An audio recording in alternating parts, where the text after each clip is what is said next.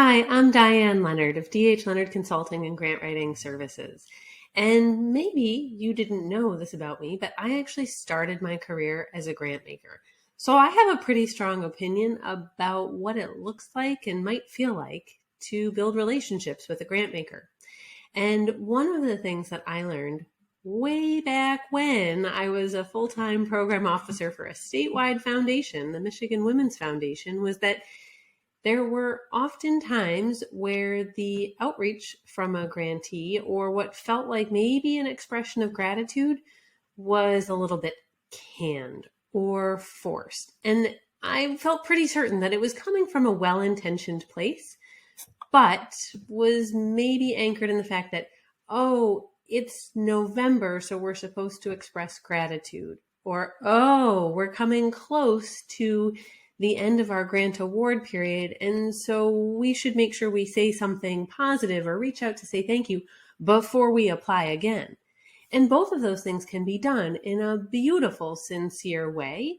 But so as we think about our team's 10 tips for relationship development and enhancement with grant makers, one of the tips that I want to share is about how you can brainstorm, how you can be sincere in your expression of gratitude.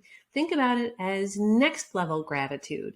What are the ways not only that you say thank you for the grant support itself, not only the ways that we formally meet our reporting requirements or our acknowledgement requirements, but how can we think about our grant makers as funding partners? How instead could we share great stories about those that we serve, those that we work with, the impact that those funding dollars have created? How can we do that? Can we do it via video? Can we do it via a photo montage? Can we do it via a handwritten note? Heard a great example of an organization that was getting grant funding. They would send postcards to the individuals receiving their therapeutic kits.